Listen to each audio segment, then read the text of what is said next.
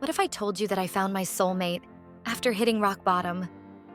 That after the worst heartbreak of my life, when I had lost all hope, something completely unexpected led me to true love. I wasn't looking for some magical answer. I tried everything: therapy, support groups, even dating again.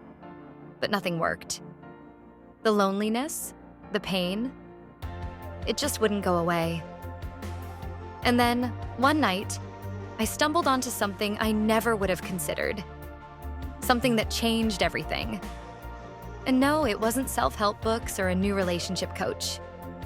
It was something completely different. Something I would have never believed if I hadn't experienced it myself. By the end of this video, you'll know exactly what I did, and why it might be the one thing you never thought could lead you to love. My name is Sarah, and I thought I had it all.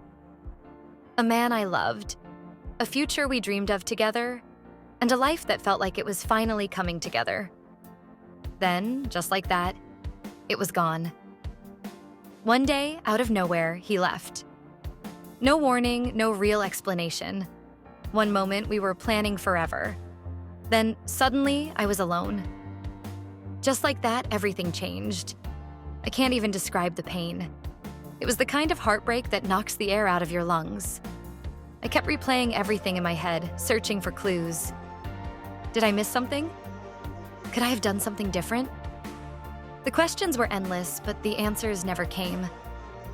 And just when I thought it couldn't get worse, life threw another punch. I lost someone close to me, a family member who had always been my rock. Grieving a breakup was one thing, but losing someone forever? I felt completely lost. I tried everything to heal.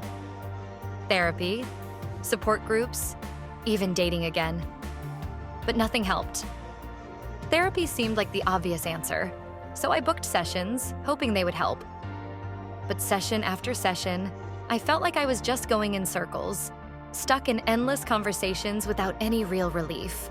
Hoping to find comfort in others, I joined a support group.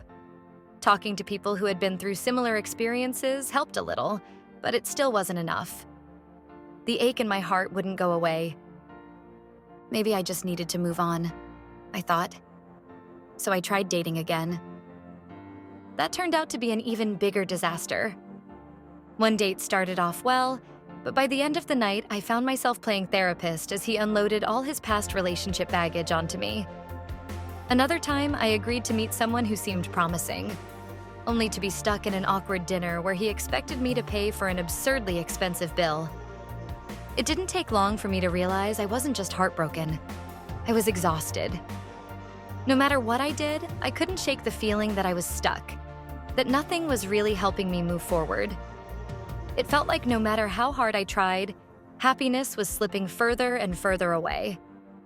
Then, one sleepless night, everything changed. I was lying in bed, tossing and turning, unable to sleep. My mind wouldn't stop racing.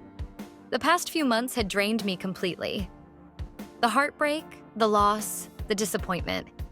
It all felt like a weight pressing down on me. I grabbed my phone and started scrolling, looking for something, anything that might give me a sense of hope. I came across different articles and forums, but none of them gave me real answers. It was just more empty advice. I felt myself growing frustrated, ready to give up. Then, almost by accident, I stumbled upon something that caught my eye. BeAnswered. I clicked on it, curious. The idea of sending a prayer to the Western Wall in Jerusalem felt different. It wasn't like therapy or support groups or dating. It was something deeper. Something inside me told me to try. Unlike everything else I had tried, BeAnswered connected me to something far greater than myself. A place where faith has been alive for centuries. Every year, over 1 million prayers are placed in the cracks of the Western Wall in Jerusalem. People from all walks of life, from every corner of the world, pour their deepest hopes, wishes, and struggles onto paper and tuck them into the ancient stones. It's said that the divine presence rests here more than anywhere else. That prayers placed in the wall don't just sit in silence, but continue to be heard, day after day. And as I learned more, I realized this wasn't just a modern-day tradition. For over 300 years, people have turned to the Western Wall as a sacred channel to the divine. It didn't matter where they came from or what language they spoke. Their prayers, like mine, were carried to a higher place. For the first time in my journey, I didn't feel alone. My prayer wasn't just something I whispered to myself. It became part of something so much bigger. A continuous, unbroken stream of faith, stretching across time, connecting millions of hearts to the divine. I didn't hesitate. That night, I wrote my prayer. I poured everything into it. My heartbreak, my grief, my desire for love and healing. Then I sent it, unsure of what would happen, but hopeful that, for once, something would change. And it did. Days passed, and slowly I started noticing small signs. Little things that told me my prayer had been heard. Coincidences that weren't really coincidences. Subtle shifts in how I felt.